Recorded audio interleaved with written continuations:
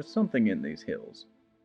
If you've ever spent time in Clemson, South Carolina, you've probably heard this old saying, or seen it printed on t-shirts and bumper stickers, sold in any number of athletic goods stores in the downtown area. It's how we try to sum up the allure of this place.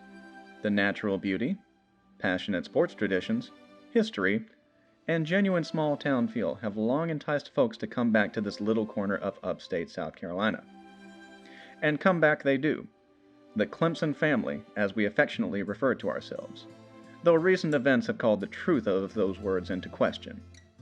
Lately, many of these folks who return have chosen to stick around. There indeed was a time when Clemson was a, quote, small college town, but things change, and Clemson is no exception. Over the last decade, the city has experienced exponential growth, both economically and in population. This is undeniably tied to the growth of the university itself, which remains the top source of employment in Pickens County. When we talk about the university, for all intents and purposes, we are talking about the city in the same breath. Student enrollment has steadily increased over the years, and new facilities have been added, as the school has gained a greater national prominence. A lot of this is thanks to the tremendous success of the football program. 2 national championships in a decade will do that. Another saying we're fond of is, "There's power in the paw." And it's stronger than ever, becoming one of the most recognizable brands in college athletics. At an initial glance, Clemson's growth might be thought of as a good thing. But it's a bit more complicated than that. The city is relatively small in terms of land, occupying a modest 8 square miles.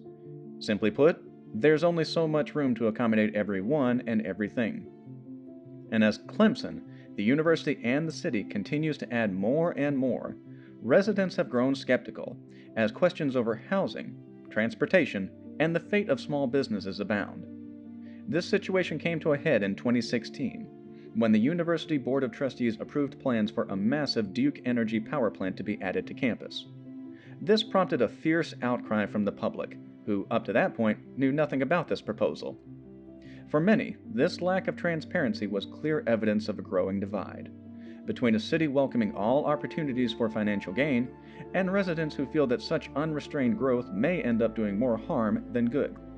Now, at first, one may question just how serious this matter really is. After all, despite its population growing by 32%, from just under 14,000 in 2010 to well over 18,000 in 2020, according to the U.S. Census Bureau, Clemson still doesn't rank within the top 25 largest cities in South Carolina. To put it another way, on a typical football Saturday, Clemson Memorial Stadium houses over 4 times the population of the city itself. Here's the thing though, in an area that's geographically limited, the effects of expansion are felt by everyone. In the case of Clemson, it's felt most acutely by one group. Residents of Clemson's historically black neighborhoods have increasingly seen their properties threatened by encroachment, rising land prices, and ownership disputes. Many of them are flooded daily with offers from developers looking to move into the area. Theirs is a plight faced by many black communities across the country. What's happening in Clemson is part of a much broader conversation. Zoe Nicholson of Greenville News notes that home prices in Clemson have risen nearly 50% since 2011. But unfortunately, rises in valuation seldom benefit non-white neighborhoods. According to a study compiled by the Brookings Institute in Washington, D.C., black-owned homes on average are valued $48,000 less than white-owned ones. This disparity is undoubtedly felt by black residents of Clemson as well, who face dual threats: the constant pressure to sell their property, in many cases property their families have owned for generations, and the probability that they would have to sell it for considerably less than it's worth.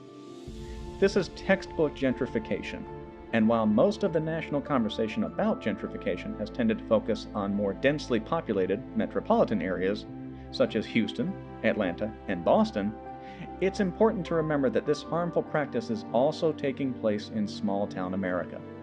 To ignore this fact, willingly or not, means leaving many black property owners to ponder an uncertain future, wondering who, if anybody, is paying attention. With the shadow of expansion hanging over them, what awaits these communities that are fighting for nothing less than their right to exist? As I bring this story to a close, for this film anyway, I leave you with a thought.